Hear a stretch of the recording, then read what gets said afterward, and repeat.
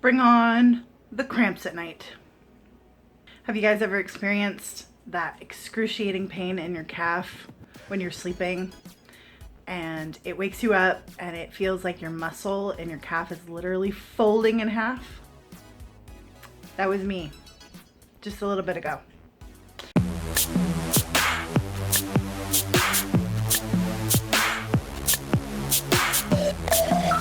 Now, there's a couple of reasons that this happens. One of the reasons is your electrolytes are depleting. And it happens a lot when people start a low carb diet or they start fasting. And the reason is the more water you drink, the more electrolytes are going to get flushed out of your system, meaning depleted potassium, magnesium levels, among other electrolytes. This can cause muscle cramping. It's also part of the keto flu. The other thing is that your legs or your feet get cold and your muscles start to cramp. Now, one thing I've realized is that I hardly ever get cramps unless I'm fasting. So I may end up supplementing today depending on if it keeps cramping up or not. I had one this morning. It woke me up. I went back to sleep. I covered my leg. I didn't have another one until I started getting out of bed and then it cramped up again. So I'm not too sure. I thought my leg was nice and cold or nice and warm, but it might have been nice and cold. So I'm gonna kind of play it by ear and see how it does. Not for me. I'm actually quite surprised and very happy with myself because we went to Subway. I have been running around like a chicken with their head cut off. Honestly, the last couple of days I have been super busy. I find that really helps me when I'm doing fasts because it just keeps my mind going. And right now with the ketones as well, I'm like, go, go, go, go, go. Even my husband's like, slow down, relax, it's okay. But anyway, so today I have a lot going on. I dealt with one of my supplemental insurances yesterday and figured out that I could actually get claims going on all of the times that I was in the doctor's offices and all the labs and tests and everything that they ran on me last year. I can actually start claims on those. And so what I've been doing is going back and forth with different medical companies and facilities and stuff, trying to get a list of all of the different times that I was in seeing the doctors and all different kinds of things so that I can start those claims and hopefully get a little bit of money back on those.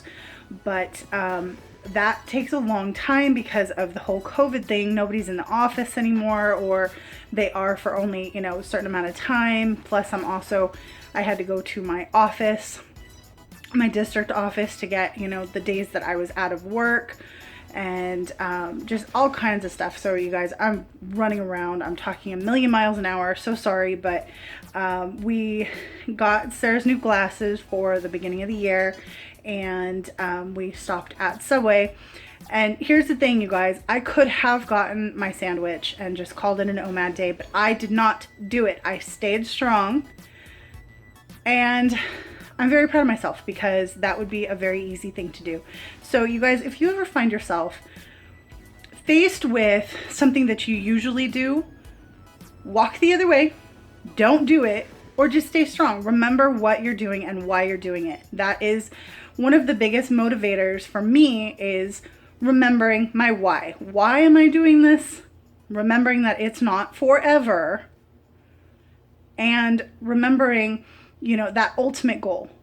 So one of the things that I keep telling you guys, if you see my other videos, I keep watching and rewatching old videos of myself of when I had lost all the weight. And that is my motivation for continuing to go forward. Today is day 4.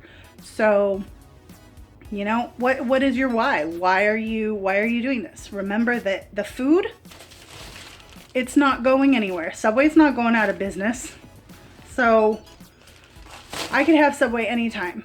And if you guys remember, if you guys have been with me for a while, remember when I went to LA and the Universal Studios trip a while back, I tried Subway and I didn't even like it anymore because my taste buds had changed so much. So That's kind of the point that I want to get back to, is when you start incorporating all those foods that you used to have, you're gonna go back to wanting those foods. And so staying away is obviously the best course of action.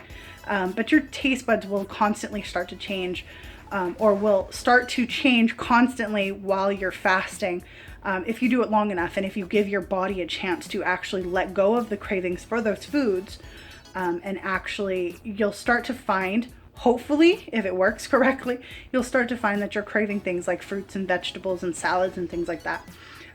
If you guys watch my juicing videos, you'll notice that we started craving all of those really good things, you know, juicy salads and fruits and vegetables and things. So hang in there, you guys. It's definitely not the easiest thing in the world, but there is a reason why you're doing it.